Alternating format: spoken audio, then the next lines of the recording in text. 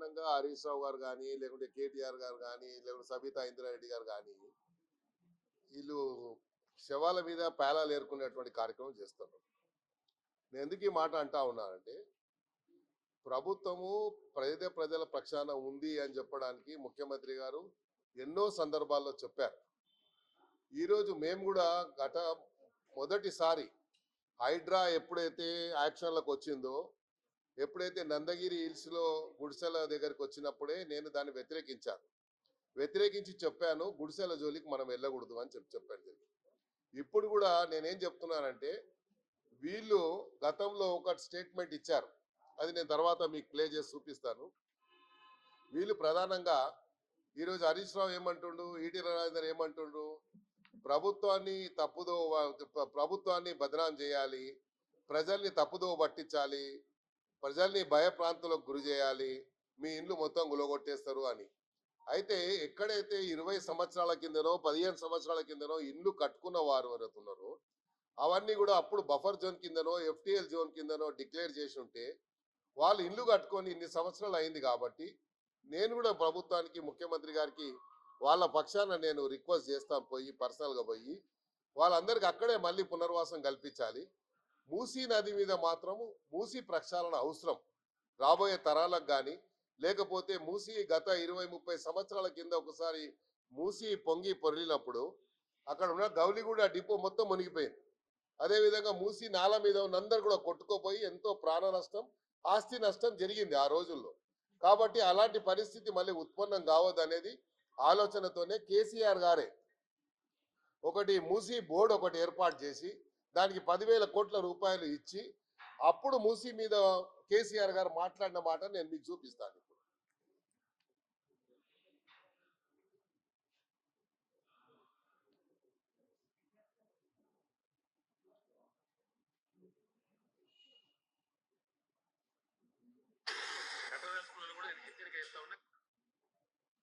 హైదరాబాద్ లో అక్రమ కట్టడం కడితే నిర్దాక్షిణ్యంగా కూల్చేది.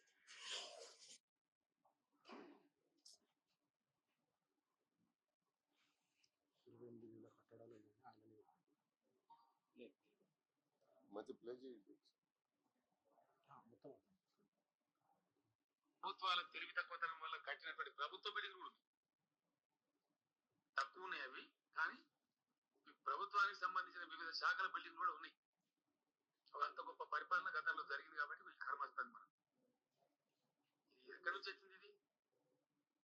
దీన్ని చెయ్యాలంటే దీనికి కావాల్సిన వ్యయం 11,000 కోట్ల రూపాయలు.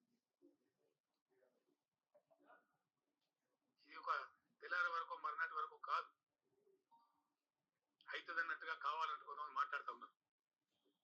యాక్చువల్ మేము వచ్చి 2 years 4 months అయింది. సిచ్యువేషన్ పూర్తి అసెస్ చేసి తెలుసుకొని ఈ సర్వేలన్నీ చేసేటప్పటికే ఓ ఏడాది కాలం పోతుంది. దీనికోసం సిటీని బాగు చేయడానికి, నిజంగా సిటీని విశ్వనగరంగా ట్రాన్స్ఫర్ చేయడానికి ఈ మధ్యనే మున్సిపల్ అడ్మినిస్ట్రేషన్ మినిస్టర్ గారు, ఇతర అధికారులు చర్యలు తీసుకున్నారు. ఒక 20,000 crores లోన్ హైదరాబాద్ కు అవసరం ఉంది. మాటలు మాట్లాడితే గాలి మాట్లాడితే కాదు,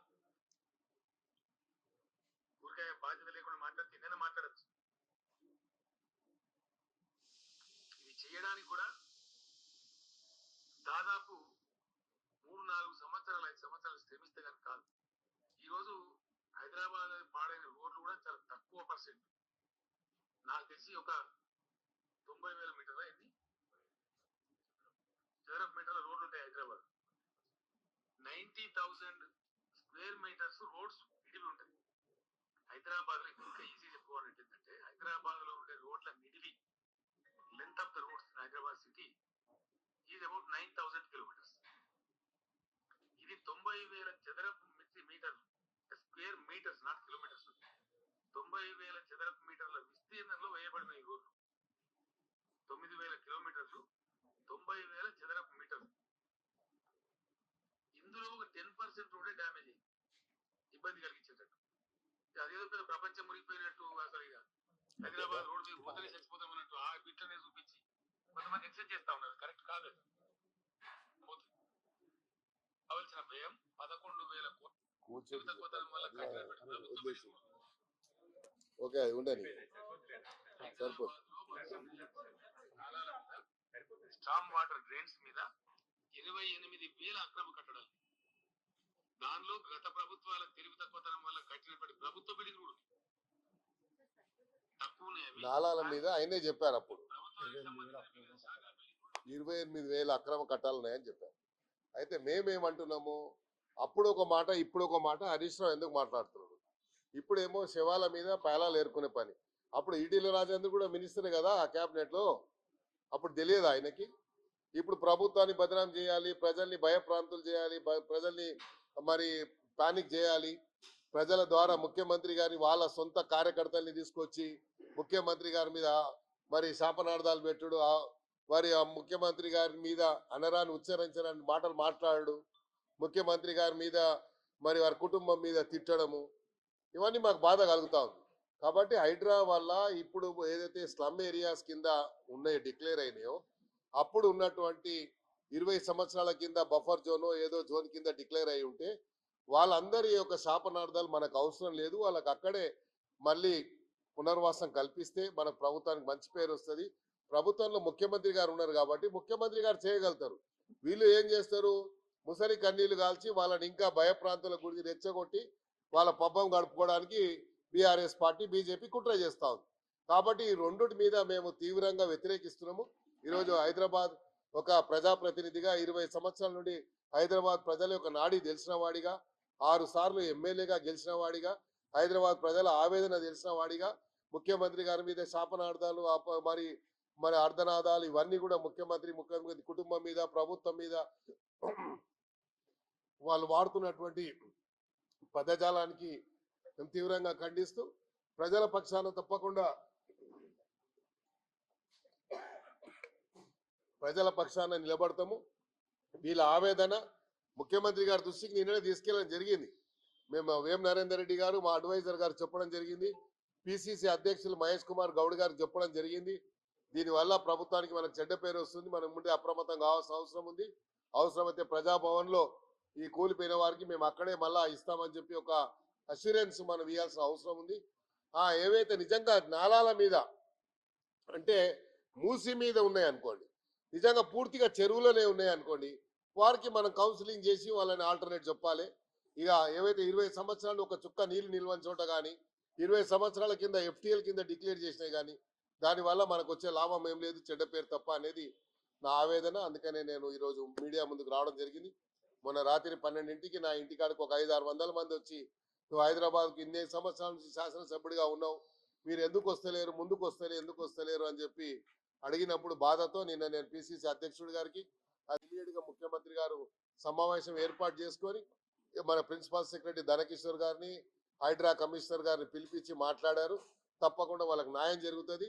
వీళ్ళు చెప్పే కల్లబొల్లి మాటలు, వీళ్ళు కార్చేటువంటి ముసలి కన్నీళ్లకు మీరు కరిగిపోవద్దని, తప్పకుండా ప్రభుత్వం మీ పక్షాన ఉంటుంది, పేద ప్రజలకు ప్రభుత్వం అండదండగా ఉంటుందని నేను ఒక ప్రజాప్రతినిధిగా నేను వారికి అష్యూరెన్స్ ఇస్తున్నా. తప్పకుండా నేను ఇంకో మాట చెప్పదలుచుకున్నా, మీ హయాంలో మీరు ఇక్కడ పార్క్ హోటల్ రాజ్భవన్ పక్కన పార్క్ హోటల్ సికమ్ ల్యాండ్లో ఇచ్చారు, సికమ్ ల్యాండ్లో ఉంది.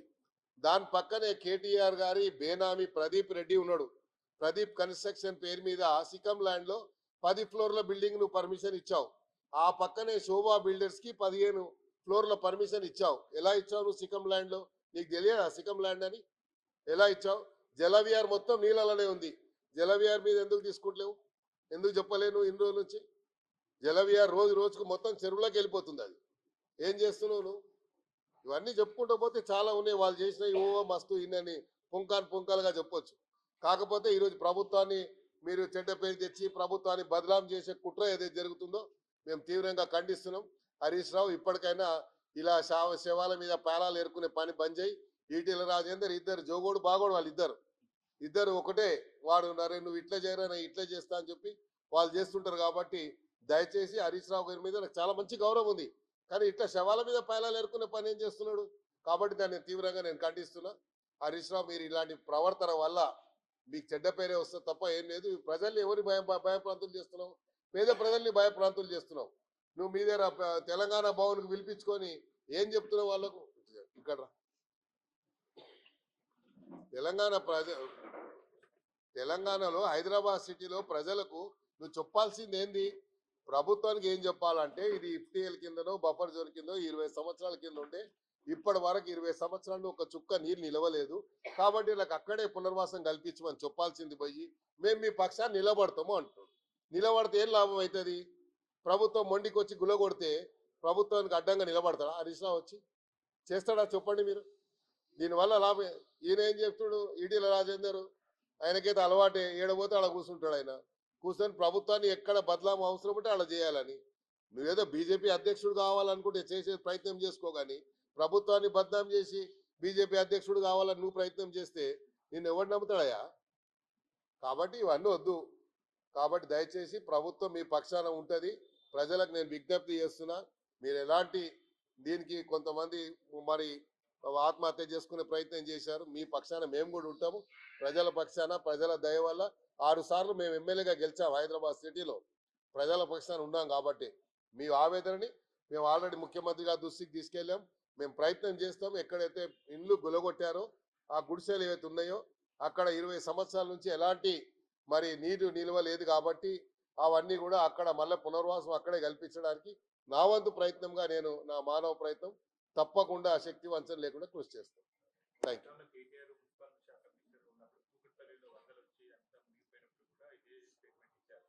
ఏదైతే ఉన్నాయో అక్రమాలు నిర్మాణాలు జరిగినాయో వాటిని మేము తొలగిస్తామని చెప్పేసి అతను కూడా స్టేట్మెంట్ ఇచ్చారు.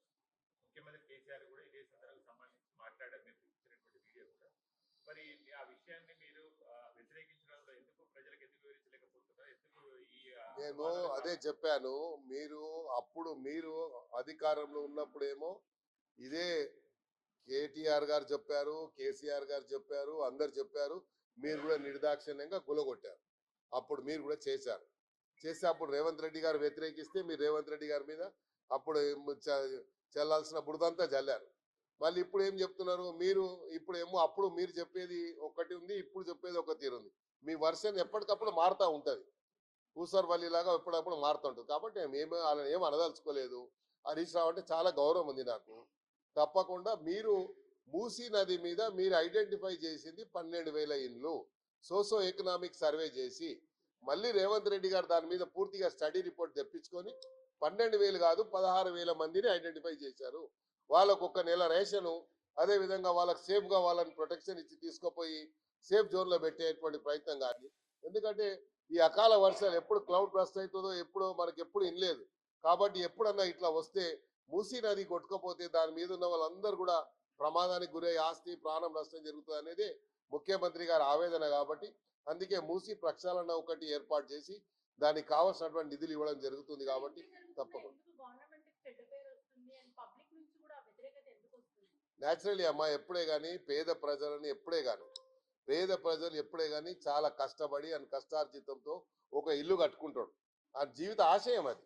ఆ జీవిత ఆశయానికి తూట్లు పొడిచినప్పుడు ఆవేదన అనేది మరి ఇట్లా పొరలి వచ్చేస్తుంటది.